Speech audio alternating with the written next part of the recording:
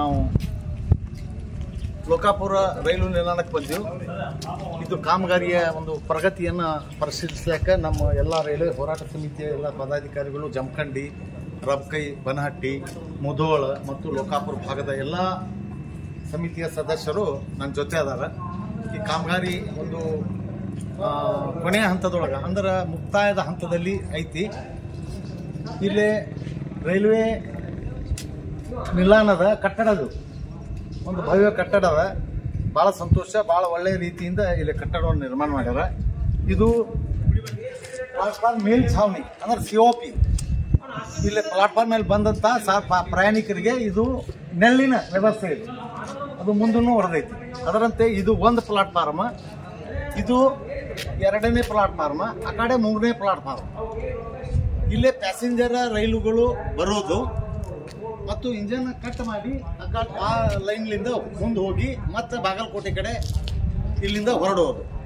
ಆ ಕಡೆ ಆ ಭಾಗದೊಳಗೆ ಗೂಡ್ಸ್ ಆ್ಯಡ್ ಆಗುತ್ತೆ. ಥರ್ಡ್ ಪ್ಲಾಟ್ಫಾರ್ಮ್ನಾಗ ಗೂಡ್ಸ್ ಅಂದ್ರೆ ಸರಕು ಸಾಗಾಣಿಕೆ ವ್ಯವಸ್ಥೆ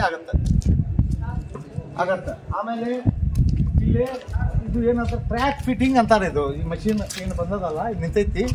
ಟ್ರ್ಯಾಕ್ ಅಂದ್ರೆ ಟ್ರ್ಯಾಕ್ ಹಾಕ್ತಾರೆ. ಅದಕ್ಕೆ ಗಾಡಿ ಓಡುವ ವ್ಯವಸ್ಥೆಯಲ್ಲಿ ಅಂದ್ರೆ ಬಿಗಿ ಬಳಸ್ತಾರ. ಅದನ್ನು ಟ್ರ್ಯಾಕ್ ಪ್ಯಾಕಿಂಗ್ ಮಷೀನ್ ಅದು. ಆಮೇಲೆ ಇಲ್ಲಿ ಒಂದು ರೈಲ್ವೆ ಅಧಿಕಾರಿಗಳು ಈ ಒಂದು ಇಲ್ಲೇನು ಬೋಗಿ ನಿಂತೈತಲ್ಲ, ಇದು ಬೋಗಿ ರೈಲ್ವೆದ್ದು, ಇದ್ರ ಜೊತೆ ಒಂದೆರಡು ಬೋಗಿ ತಂದು ಒಂದು ಟ್ರಯಲ್ ಟ್ರೈನ್ ಓಡಿಸಿದ್ರಿಲ್ಲ.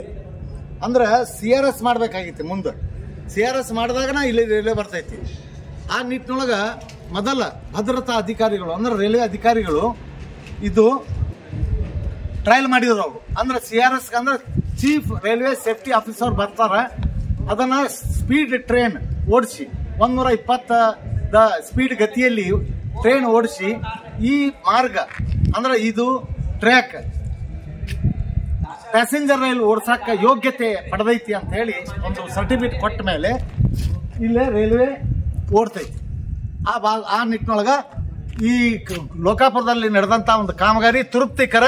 ಅದರಂತೆ ನಾವೇನದಲ್ಲ ಸರ್ಕಾರ ಮತ್ತು ಈ ಚುನಾವಣೆಗೆ ನಿಂತ ಅಭ್ಯರ್ಥಿಗಳಿಗೆ ಒತ್ತಾಯನ ಮಾಡ್ತೀವಿ. ಮುಧೋಳ್ ಮತ್ತು ಜಮಖಂಡಿ, ರಬಕೈ, ಬನಹಟ್ಟಿ, ತೇರ್ದಾಳ ಭಾಗದಲ್ಲಿ ಕೂಡ ಒಂದು ಈ ಗತಿಯನ್ನು ಕೊಟ್ಟು 24 ಅಥವಾ 25ರೊಳಗಾಗಿ ಎಲ್ಲರಿಗೆ ರೈಲ್ವೆ ಸೌಲಭ್ಯ ಮಾಡ್ತೀರಿ ಅಂತ ಹೇಳಿ ನಾವು ನಂಬೀವಿ. ಕುತುಬುದ್ದೀನ್ ಕಾಚಿ, ನಮಸ್ಕಾರ.